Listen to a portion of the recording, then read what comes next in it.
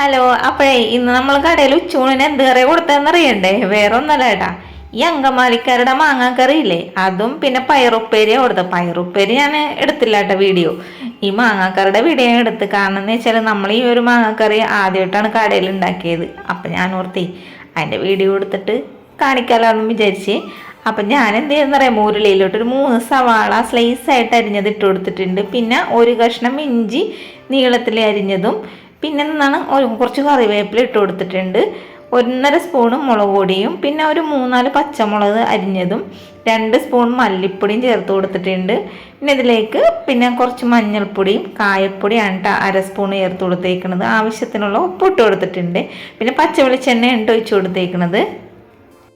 എന്നിട്ടേ ഇത് കൈ ഉപയോഗിച്ചിട്ട് നന്നായിട്ട് അങ്ങോട്ട് കുഴച്ചെടുക്കണം. എന്നാൽ മാത്രമേ ഈ ഒരു കറിക്ക് ടേസ്റ്റ് ഉണ്ടാവുള്ളൂ എന്നൊക്കെയാണ് അങ്കമാലിക്കാർ പറയണത്. അപ്പം ഞാൻ എൻ്റെ പരമാവധി ബലമൊക്കെ പ്രയോഗിച്ചിട്ട് തന്നെ ഞാൻ കുഴച്ചെടുത്തിട്ടുണ്ട് കേട്ടോ.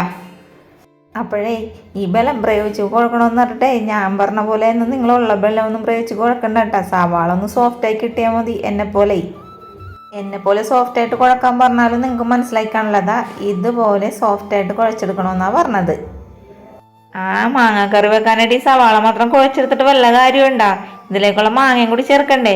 2.5 കിലോ മാങ്ങ മേടിച്ചിട്ട് എന്തെന്നു ചേച്ചിയുടെ അനിയത്രയും കയ്യിലോട്ട് അങ്ങോട്ട് കൊടുത്ത് വേഗം അങ്ങ് അരിഞ്ഞെടുക്കുക, നമുക്ക് കറി വെക്കാനുള്ളതെന്ന് പറയും. ഞാൻ നോക്കുമ്പോൾ 2 എണ്ണം കൂടി മാങ്ങ അച്ചാറിന് അരിയണ പോലെ ചെറുതായിട്ട് അരിഞ്ഞെടുക്കുന്നു. ഞാൻ പറഞ്ഞ അങ്ങനെയല്ല ചേച്ചി അരിയേണ്ടതാ, ഇതുപോലെ സ്ലൈസായിട്ട് വേണം അരിഞ്ഞെടുക്കാനായിട്ട്. പിന്നെ വേഗം 2 എണ്ണം കൂടി സ്ലൈസായിട്ടൊക്കെ അരിഞ്ഞു തന്നിട്ടാ. ഞാൻ എന്നിട്ട് ആ സവാളിലോട്ട് ഇട്ട് നന്നായിട്ടൊന്ന് കുഴച്ചെടുത്തിട്ടുണ്ട്. കുഴയെന്ന് പറഞ്ഞാൽ ഒരു 1.5 കുഴയണ്ടാ. ഇതങ്ങോട്ട് കുഴക്കും തോറും ഈ മാങ്ങയുടെയും സവാളയുടെയും പച്ച വെളിച്ചെണ്ണയുടെയും മണമൊക്കെ ഇല്ലേ മൂക്കിലോട്ട് അടിക്കുമ്പോൾ പിന്നെ ഒന്ന് ഇടക്കിടക്ക് ഓരോ മാങ്ങ എടുത്ത് വായിലോട്ടും വെച്ച് കൊടുക്കണം കേട്ടോ. കാരണം എന്താ നല്ല ടേസ്റ്റ് ഉണ്ടായിരുന്നു മാങ്ങ ഇതേപോലെ കഴിക്കാനായിട്ട്. പിന്നെ ഞാൻ എന്ത് ചെയ്തെന്ന് റെസ്റ്റ് ചെയ്യാൻ വെച്ച് കൊടുത്തിട്ടുണ്ട്. റെസ്റ്റ് ചെയ്യാൻ വെക്കുന്ന സമയം എന്ന് വെച്ചാൽ ഈ തേങ്ങാപ്പാൽ വീണ സമയം മാത്രം വെച്ചോളൂ കേട്ടോ. അപ്പം അനിയത്തി വേഗം തന്നെ തേങ്ങ ചിരകി തന്ന് 1.5 തേങ്ങയായിട്ട് ഞാൻ ഇതിനായിട്ട് എടുത്തത്. അപ്പം ആദ്യം തന്നെ ഞാൻ കുറച്ച് വെള്ളം ഒഴിച്ച് ഫസ്റ്റ് പാലാണ് പിഴിഞ്ഞ് മാറ്റി വെക്കണത്. ഫസ്റ്റ് പാലേ നല്ല കട്ടിയായിട്ടിരിക്കണം കേട്ടോ, എന്നാൽ മാത്രമേ ഈ കറിക്ക് നല്ല ടേസ്റ്റൊക്കെ ഉണ്ടാവുള്ളൂ. അപ്പം ഞാൻ എന്ത് ചെയ്ത് പിഴിഞ്ഞിട്ട് ആ തേങ്ങ മിക്സിയിലിട്ടിട്ട് പിന്നെ കുറച്ച് വെള്ളവും കൂടി ഒഴിച്ചിട്ട് ഒന്നും കൂടി മിക്സി അടിച്ചെടുത്തിട്ടാ. അതിന് ശേഷമാണ് 2-ാം പാലും 3-ാം പാലും പിഴിഞ്ഞെടുത്തത്. അപ്പം ഈ 2-ാം പാലും 3-ാം പാലും ഒന്നിച്ച് തന്നെയാണ് ഞാൻ പിഴിഞ്ഞെടുത്തത്. ഈ ഒരു കറിക്ക് തേങ്ങാപ്പാൽ തന്നെയാണ് വേണ്ടത്. തേങ്ങാപ്പാൽ തന്നെയാണ് ഇത് വേവിച്ച് കൊടുക്കേണ്ടത്. തേങ്ങ അരച്ച് കലക്കണ മാങ്ങാക്കറി വേറെ ഉണ്ടാ.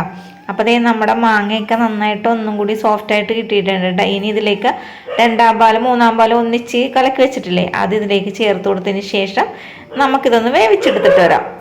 ഇതേ ഒരു സാധനം നോക്കിയേ, നമ്മുടെ ബീഫ് വരട്ടാ. ബീഫ് വരട്ടും അങ്കമാലി മാങ്ങാക്കറിയൊക്കെ അങ്കമാലിക്കാരുടെ പ്രിയപ്പെട്ട ഭക്ഷണം ഉണ്ടാ.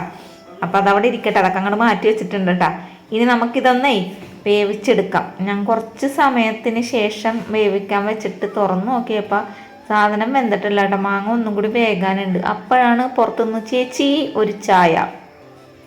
ഈ ഫ്രണ്ടിൽ ചായ കൊടുക്കണത് ഞാനാണ് കേട്ടോ. കാരണം വേറെ ഒന്നുമല്ല, തള്ളു പറയണില്ല കേട്ടോ. എൻ്റെ ചായക്കൊരു പ്രത്യേക ടേസ്റ്റാണെന്ന് എല്ലാവരും പറയുന്നുണ്ട്.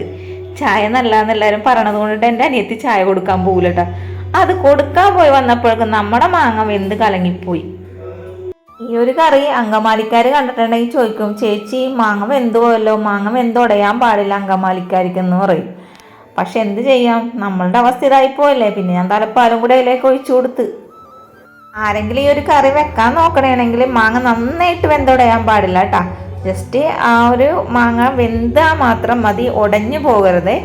പക്ഷേ കറിയുടെ ടേസ്റ്റ് എന്ന് പറഞ്ഞാൽ അപാര ടേസ്റ്റാണ്. ഇത്തിരി ഉപ്പിൻ്റെ കുറവ് മാത്രമേ ഉണ്ടായിരുന്നുള്ളൂ. അങ്ങനെ ഞാൻ കുറച്ച് ഉപ്പും കൂടി ഇട്ട് കൊടുത്തു. പിന്നെ ഞാൻ എന്ത് ചെയ്യുന്നറിയാമോ, നമ്മുടെ മാങ്ങ മേടിച്ചെന്ന് ഇത്തിരി പുളി കൂടുതലായിരുന്നു.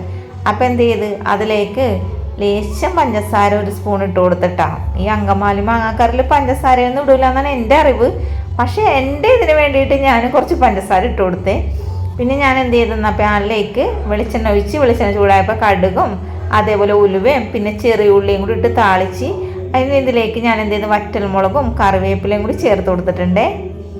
പിന്നെ ഞാൻ എന്ത് ചെയ്തെന്ന് പറയുമ്പോൾ ഇതും കൂടി ഇട്ടൊന്ന് വറുത്തെടുത്തതിന് ശേഷം എന്ത് ചെയ്ത് ഒരിച്ചിരി കുളം മുളക് പൊടി ഇട്ട് കൊടുത്ത് ഫ്ലെയിം ഓഫ് ചെയ്തിട്ടാണ് മുളക് പൊടി ഇട്ട് കൊടുത്തത്. മുളക് പൊടി ഇട്ട് കൊടുക്കണത് എന്താണെന്ന് വെച്ചാൽ നമ്മുടെ കറിയിൽ ആ ഒരു എണ്ണമയം പോലെ ഇതുപോലെ ഒന്ന് പൊന്തി കിട്ടുമ്പോൾ നല്ല ഭംഗിയായിരിക്കും കാണാനായിട്ട്. അതിന് വേണ്ടിയിട്ടാണ് ലേശം മുളക് പൊടി ഇട്ട് കൊടുത്തത്. അപ്പോൾ എൻ്റെ കേട്ടനെ എപ്പോഴും പറയട്ടെ, എടി നീ വീട്ടിലുണ്ടാക്കിയ അന്നൊരു ദിവസം ഉണ്ടാക്കിയ അങ്കമാലി മാങ്ങക്കറി കടയിലുണ്ടാക്കി കൊടുക്കടി എന്ന് പറയട്ടോ. അപ്പം ഇന്നാണ് ഞാൻ ഇത് ഉണ്ടാക്കിയത് കടയിൽ ആദ്യമായിട്ട്. പുള്ളിക്കാരനാണെങ്കിലോ ഫസ്റ്റ് തന്നെ ചോറ് കഴിക്കാൻ വരികയും ചെയ്ത്. ഞാനിത് കൊടുത്തപ്പോൾ പറയണേ, ഇതെന്താടി അന്ന് നമ്മുടെ കടയിൽ വീട്ടിലുണ്ടാക്കിയ പോലത്തെ കറിയല്ലല്ലോ, ഇതെന്താ വെന്തുടഞ്ഞു പോയോ, കുറുക്ക് പോലെ ആയിപ്പോയല്ലോ. ഞാൻ പറഞ്ഞേ, മനുഷ്യന്മാരല്ലേ ചേട്ടാ, ഈ ഇടയ്ക്കൊരു പറ്റും എന്ത് ചെയ്യാനായിട്ടാണ്. അപ്പോൾ ഈ നോമ്പ് സമയത്തൊക്കെ ഉണ്ടാക്കാൻ പറ്റിയ ഒരു കറിയാണിത്. പക്ഷേ എന്ന് വെച്ചാൽ അധികം പുളിയില്ലാത്ത മാങ്ങയും മേടിക്കണം, അതേപോലെ തന്നെ വെന്തുടയാനും പാടില്ല കേട്ടോ അങ്കമാലി മാങ്ങക്കറി ആകണമെന്നുണ്ടെങ്കിൽ. പക്ഷെ ടേസ്റ്റൊക്കെ ആ ഒരു കറിയുടെ ടേസ്റ്റൊക്കെ തന്നെ ഉണ്ടായിരുന്നു. കഴിക്കാൻ വന്നവർക്കൊക്കെ ഒരുപാട് ഇഷ്ടപ്പെട്ടേ. അപ്പം ഞാനൊരു സ്വകാര്യം പറയട്ടെ, വീഡിയോ ഇഷ്ടപ്പെട്ടാലേ എപ്പോഴും പറയണ പോലെ സപ്പോർട്ട് ചെയ്യാനും ലൈക്ക് ചെയ്യാനും ഷെയർ ചെയ്യാനും നിങ്ങളുടെ വിലയേറിയ അഭിപ്രായങ്ങളൊക്കെ കമൻറ്റ് ബോക്സിലൂടെ അറിയിക്കുമ്പോൾ ആ ഒരു കമൻ്റൊക്കെ കാണുമ്പോൾ എനിക്ക് ഒരുപാട് സന്തോഷമുണ്ട് കേട്ടോ. ഇനി എനിക്ക് വീഡിയോ ഇടാനൊക്കെ തോന്നുന്നത് ആ കമൻറ്റുകൾ കാണുമ്പോഴാണ്. അപ്പോൾ വീഡിയോ കണ്ടതിന് താങ്ക് യു.